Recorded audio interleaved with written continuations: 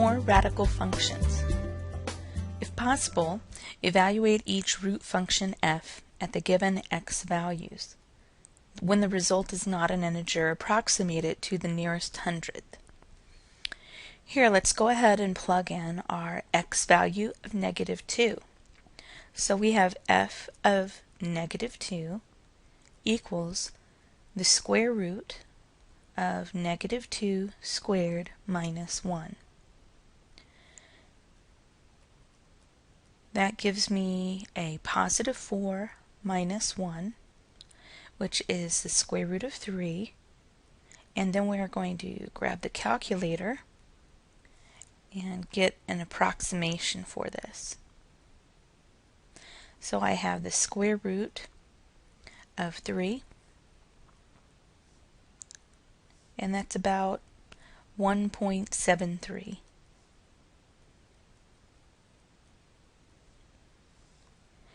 When x equals 0, we'll take f of 0, and that's the square root of 0 squared minus 1, which is the square root of 0 minus 1, which is square root of -1, and this will not be real, so it said if possible. We'll go ahead and say not possible.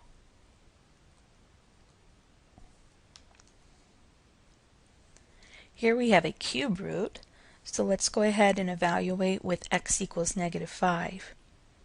So f of -5 equals the cube root of 1 minus -5. So that's the cube root of 1 plus 5, which is the cube root of 6.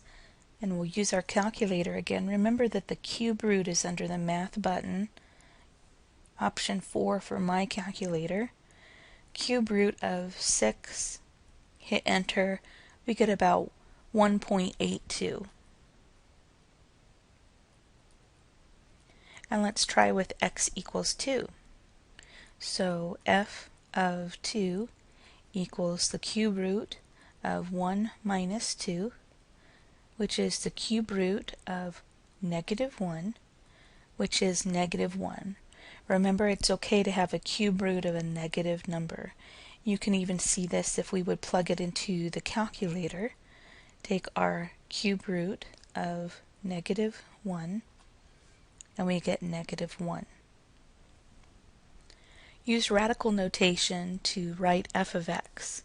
So here, f of x equals x to the 1/2. That's the same as the square root of x.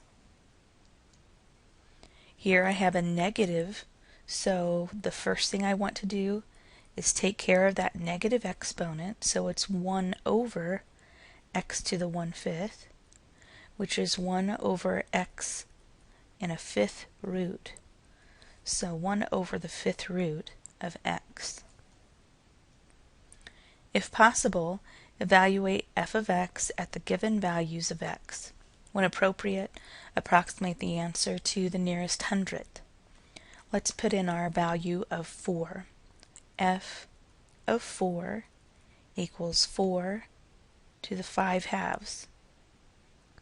So that is the square root of 4 to the 5th. Now the square root of 4 is 2. We still haven't used the exponent of 5, and 2 to the 5th is 32. Let's try f of 5. So f of 5 is going to be 5 to the 5/2, which is the square root of 5 to the 5th. Now I can't take the square root of 5 and have it come out as a integer, so I'm going to go ahead and use my calculator now to approximate. So I'll have the square root of 5, close the parenthesis, exponent of 5. And I get about 55.90. Okay, it's important to put that 0 there because they did say to approximate to the nearest hundredth, and that shows the reader of the problem that you did approximate to the nearest hundredth, it's just that it was a 0. Operations on functions. For the given f of x and g of x, evaluate each expression.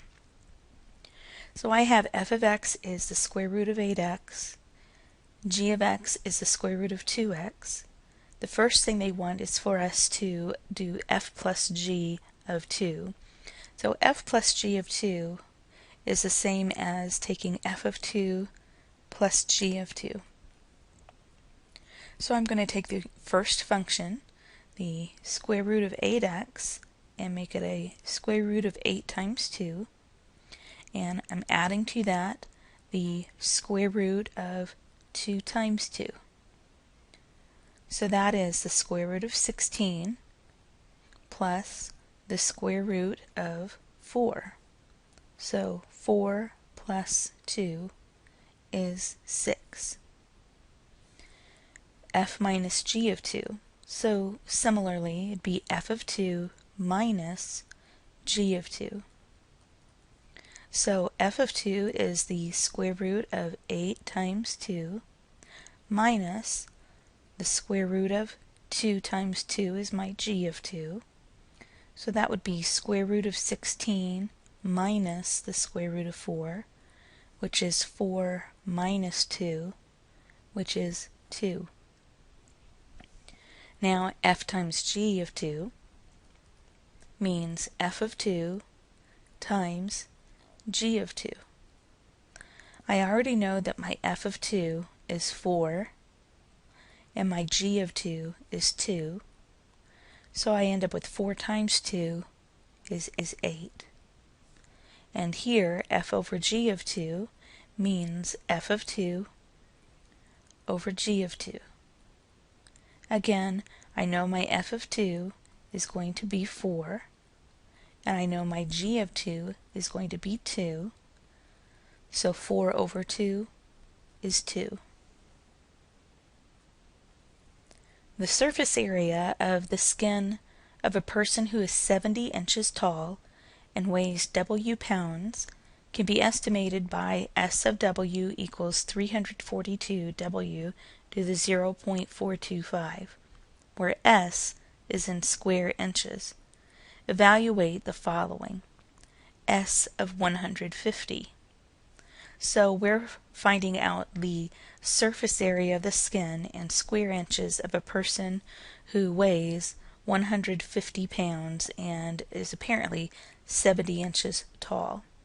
So we'll take S of 150 is 342 times 150 to the 0.425. Now I have multiplication and exponents. I need to do exponents first. So I'll take 150 exponent of 0.425, enter, and multiply that result by 342.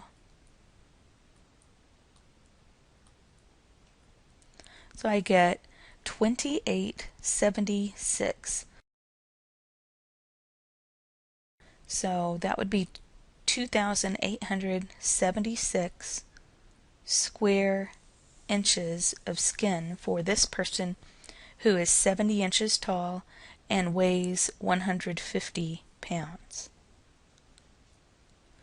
Learning curves. The graph shows the percentage P of times that individuals completed a simple task correctly after practicing it X times. So you see the graph here, and you see the equation for that graph.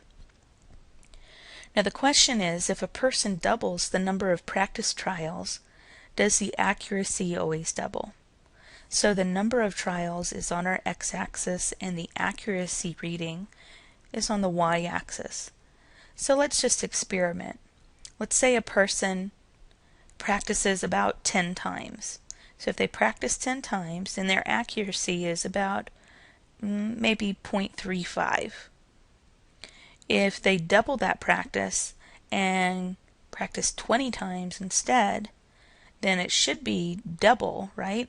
If the person doubles the number of practice tiles, does it accuracy double? But we see here that it doesn't go up to 0.7. It only goes up to about 0.47, something around that. So it is not true that if we double the number of practice trials that the accuracy doubles. We could even try that with using the equation. So P of, let's say we did P of 10 equals 0.156 times 10 to the 7/20. Let's get an approximation of that. So we'd have 0.156 times 10 exponent of parenthesis 7/20, close parenthesis, is about 0.35, about what we estimated. And P of 20 equals 0.156 times 20 to the 7/20, and let's see what that is approximately. So 0.156 times 20 exponent of 7/20, and we get about 0.45. Okay, so we doubled the number of practice trials and the accuracy did not double. And the reason for that is the shape of that graph, that it increases quickly at first and then it kind of levels down, goes a little slower. That covers this section. Go ahead and try your homework. Be sure to let me know if you have questions.